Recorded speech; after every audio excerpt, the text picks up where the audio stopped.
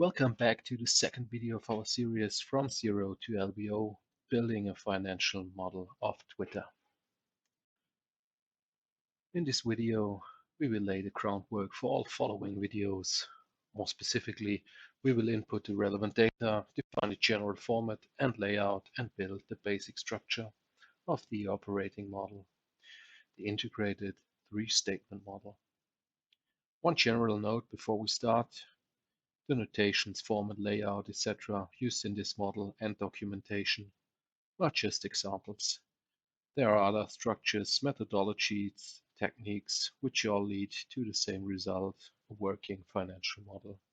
So please be curious and watch other videos, tutorials, attend workshops, or read books, papers on financial modeling. The most important thing is that you find the way which is most suitable for you. Our approach is just one road leading to financial modeling Rome. However, what is maybe one distinction to other tutorials is that we use real company data to build a simple but functioning, fully fledged tool to analyze, in our case Twitter, covering current developments and see how our model performs or not. We will see. So let's get started with a blank spreadsheet. After creating the spreadsheet, we are defining the general layout of the model. The objective should be to have a clear and simple structure, allowing others to quickly comprehend the logic of the model, even when printed out. So therefore, keep it simple and self-explanatory.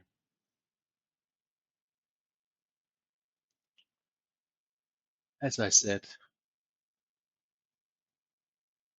the formats, colors, etc.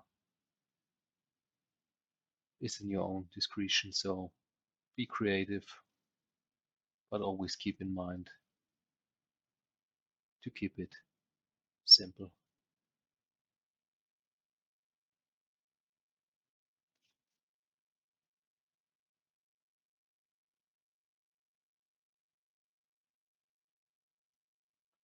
Usually, when I'm preparing a new model from an empty spreadsheet, I'm using macros to have some formatting shortcuts at hand. If you're interested in such shortcuts, feel free to drop me a mail to the address in the video description.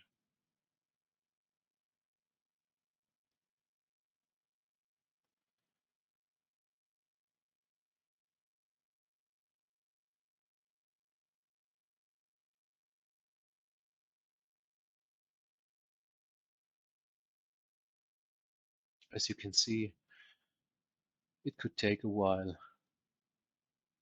to prepare the template. However, once you have finalized the template, you can use this template for any other model or any other sheet in this Excel file. So after preparing this last header, we can proceed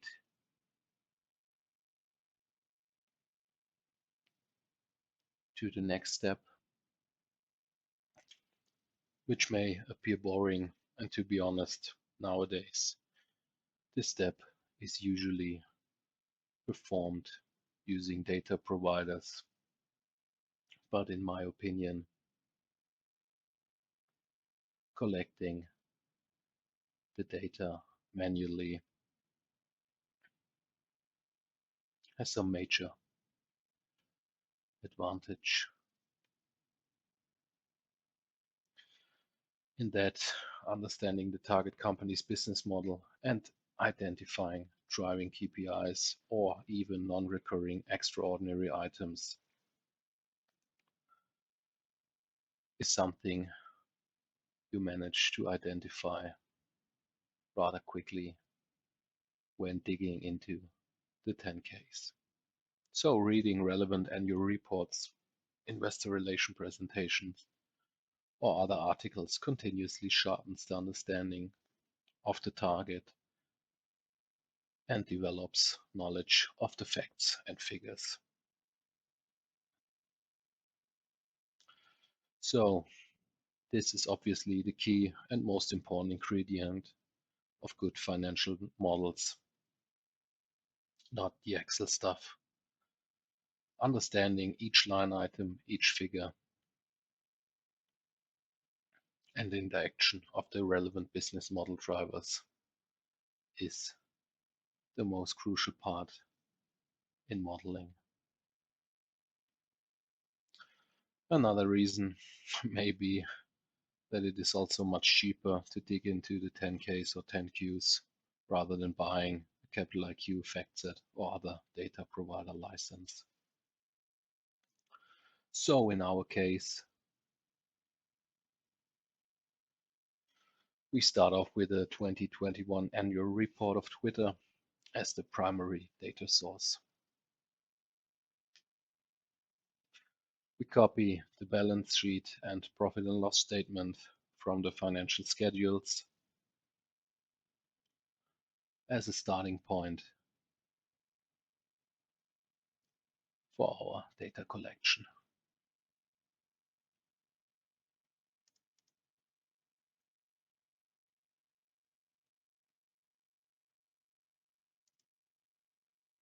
So this obviously starts with typing the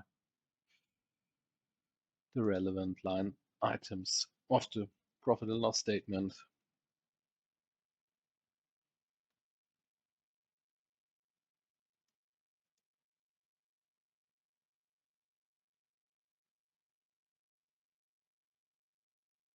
identifying, as I said, potential non-recurring extraordinary items like these litigation settlements, which we'll explain, of course, at a later stage.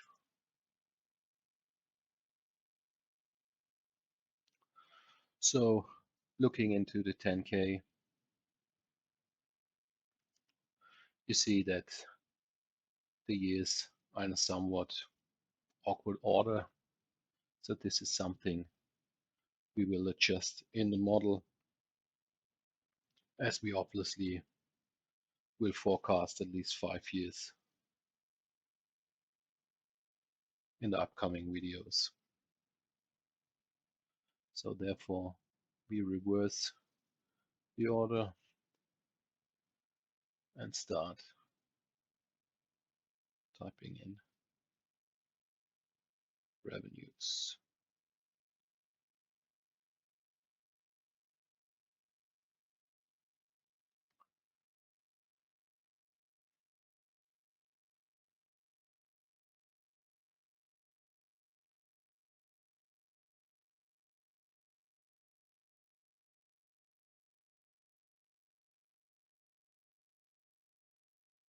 In addition, we highlight the respective cells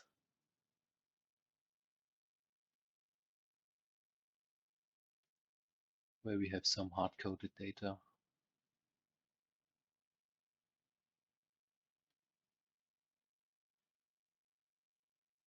By this, we should be able to quickly identify any data input. And of course, calculations are highlighted in a different way. So usually hard-coded inputs are formatted with a blue font color, and some color within the cell. But this is obviously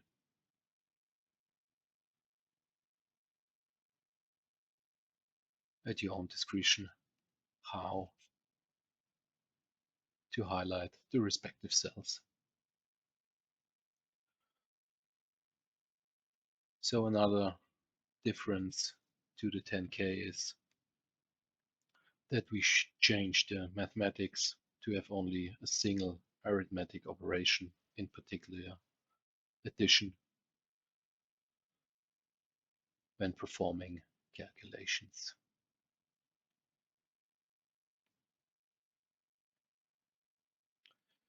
This should typically minimize sources of errors as you only add up the figures in your model. So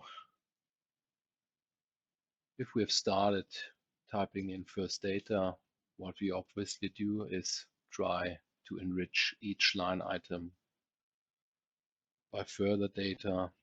Therefore, we dig into the schedules, notes, overviews to collect supplementary data, providing more details on the line items.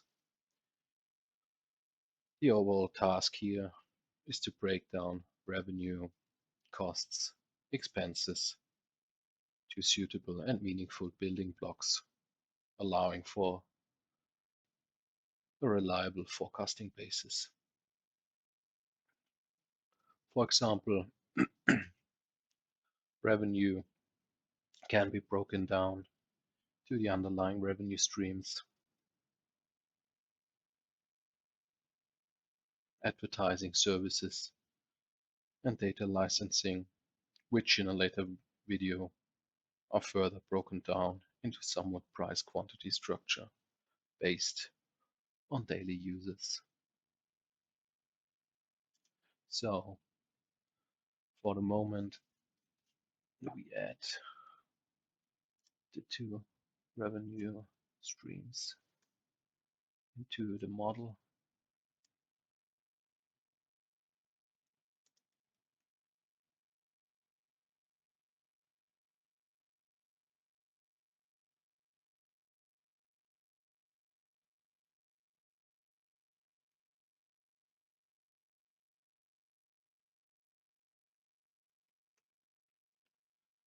There are obviously different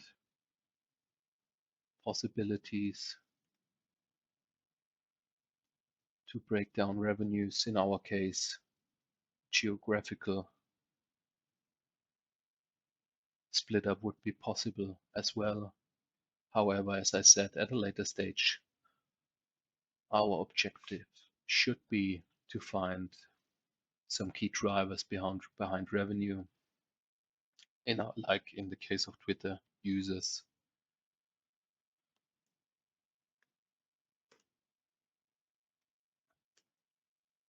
to make reasonable assumptions for the forecasting period.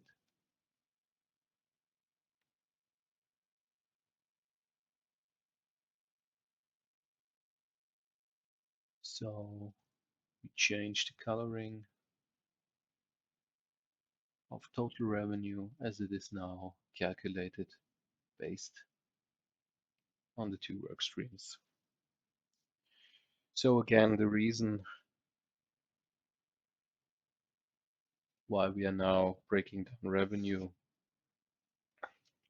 is, as I said, for planning purposes, and the more you could break it down into its building blocks, the more you could rely on macroeconomic or market data, as the planning of revenue is crucial because typically models are primarily revenue driven. This means, and as you will see later in our video, most of the cost, incomes, etc. are planned as a percentage of revenue.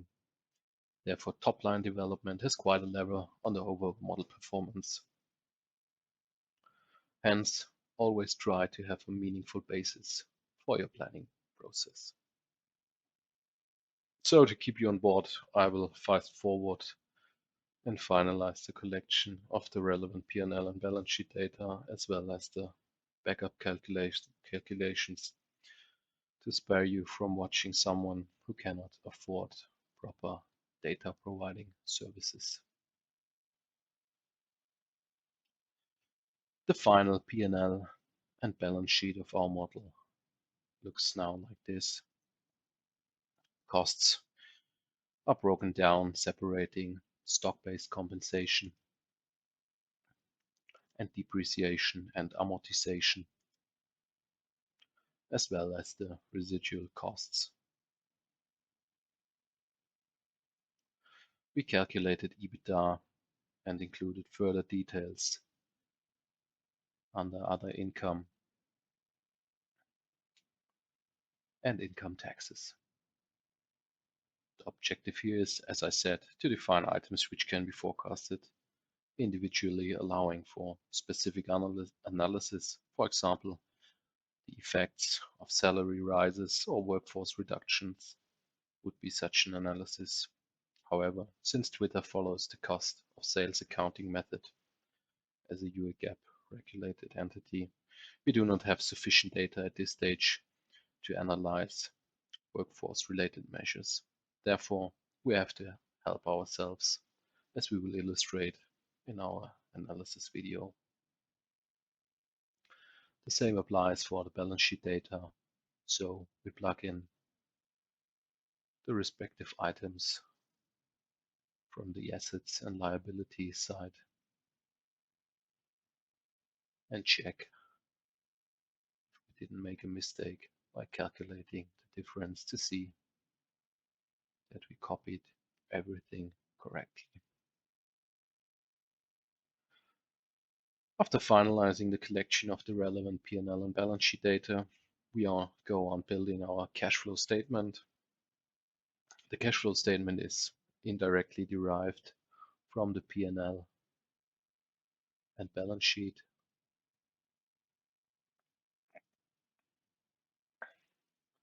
So in this respect,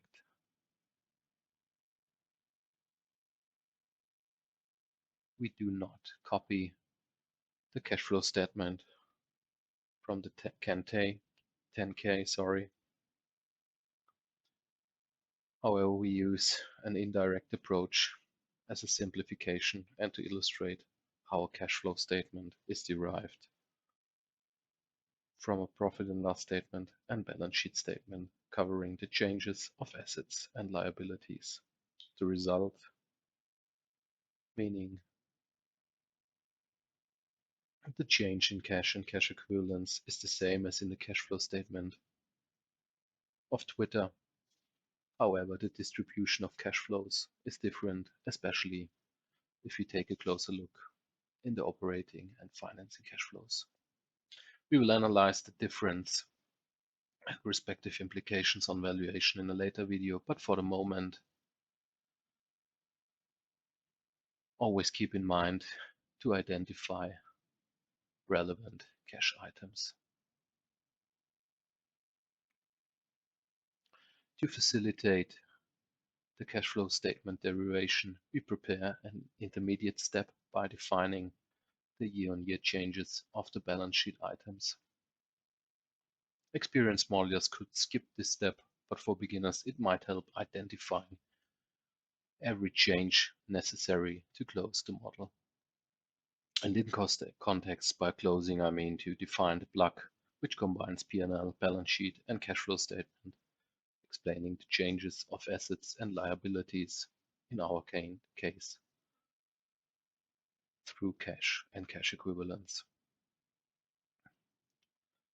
The calculation of the yearly changes follows a simple logic. Changes should represent cash in or outflows if considered in the cash flow statement. Hence, we should understand what a change in a balance sheet item means and whether it affects our cash flows. In case of assets, this means that the change is calculated by subtracting the current year from the previous year, looking at accounts receivables in 2021, this means that the negative 175 million represent an increase in accounts receivable, meaning that no cash was yet collected, although revenue was booked, hence the negative sign. Another example is property and equipment. However, here we have to consider depreciation, which represents a non-cash item that is included in the respective balance sheet item. Why? We need a separate schedule to model changes in property and equipment. We'll show you that in a second. So as you can see, this calculation is performed on every item as an intermediate step. Looking at the liability side, the calculation is reversed, meaning the previous year is subtracted from the current year. For example, the approximately $9 million increase of accounts payable in 2021 represents a cash in, or better, no cash out, as the underlying acquired good or service was received but not yet paid. Another example is the increase in long-term convertible notes, which represent a raise in debt financing, providing liquidity. The overall task in this step is to identify all cash-relevant changes, which are then allocated to the relevant cash flows in the next step.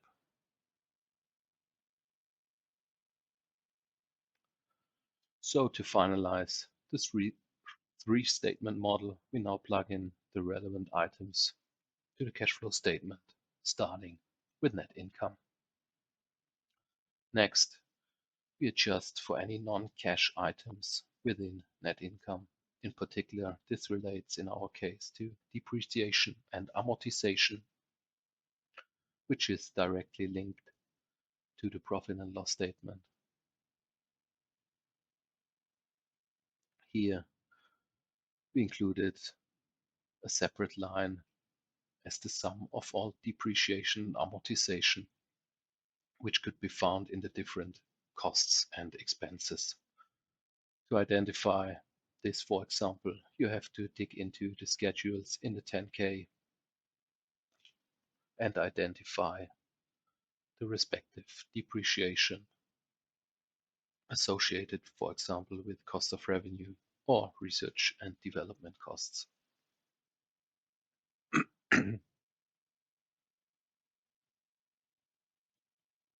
In addition,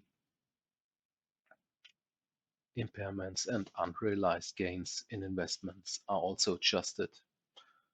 These are purely book gains with no relevant cash flow effect. Please note that we do not adjust for stock-based compensation, which is obviously adjusted in the cash flow statement of Twitter in the 10K. In my opinion, stock-based compensation implies that this form of compensation bears some cash effect, and we will analyze this topic at a later video in detail, because for the moment this is one significant change to what we see in the 10K of Twitter. So next, we incorporate changes in operating assets and liabilities. Primarily, this covers working capital items or assets liabilities associated with Twitter's business model.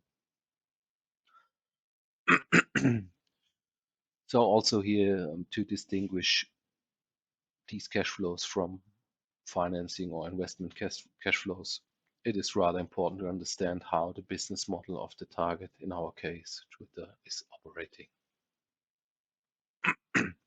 After plugging in the relevant data, we can now calculate our operating cash flow as the sum of all the items below. So next we skip the investing cash flow as we need some more details in supplementary schedules, which we will follow up in a second. But for the moment, we will model financing cash flow considering every item associated with the financing of Twitter's activities. For simplification purposes, we aggregate shareholders' equity and calculate the change in equity by subtracting the previous year by the current year and net income of the current year, as net income is already included in the operating cash flow.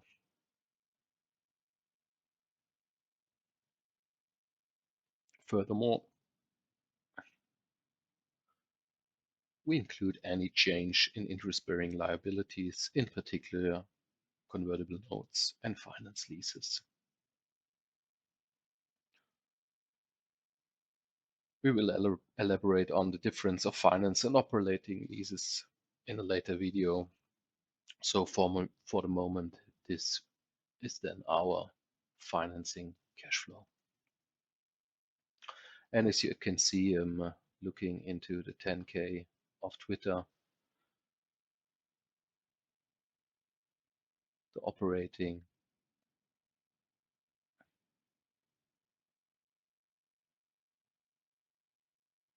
cash flow of Twitter and our calculation differs quite a lot. And as I said, we will discuss this in a later video. So finally, we define supporting schedules to account for especially depreciation and amortization of property and equipment, intangible assets, and goodwill. The schedules follow a simple logic, decomposing the changes in the underlying items, starting with a beginning balance, which is then bridged to an ending balance.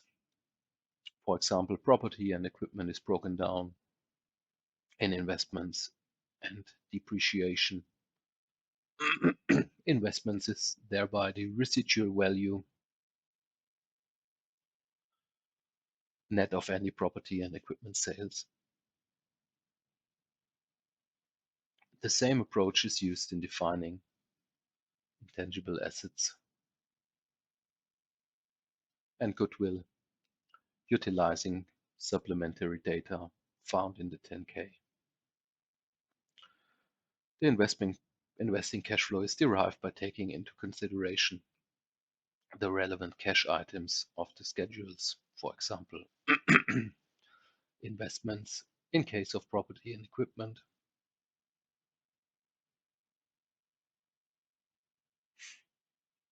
So the last step in finalizing our restatement model is to check if our calculated cash flows represent the changes of cash equivalents, as these are the plug of our model. So to calculate, or rather check our model, we simply plug in the relevant balance sheet items and see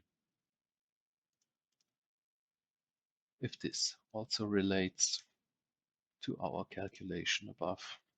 Therefore,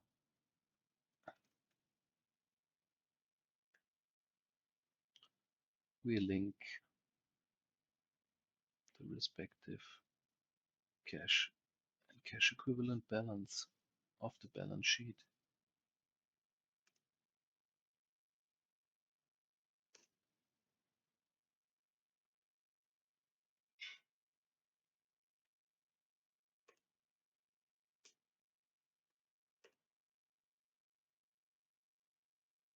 and see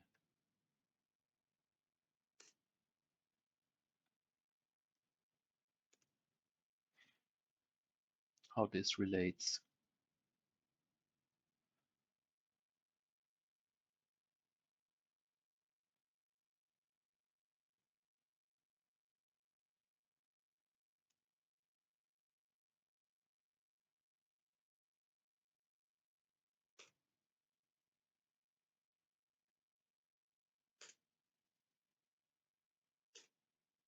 to our model. And as you can see,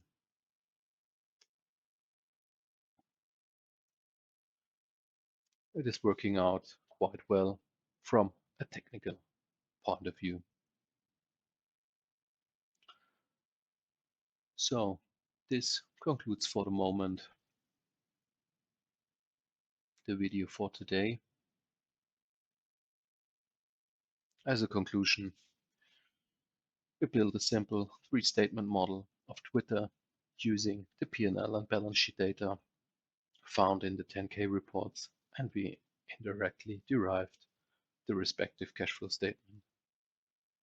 The next step is to define assumptions to forecast the future development of Twitter, and this is something we will show you in our next video. I hope you enjoyed watching this video, so please subscribe to stay up to date. In case you're interested in the model and the comprehensive how-to documentation, please write us an email to the address in the video description.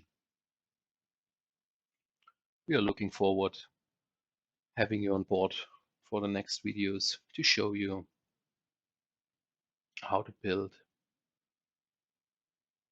a fully operating three-statement model, including forecasts, DCF valuation, and of course, an LBO model outlining a potential takeover of Twitter. That would be then the basis for an analysis video covering, for example, the recent takeover of Elon Musk. So for the moment, thank you. Looking forward to speaking to you soon. Bye bye.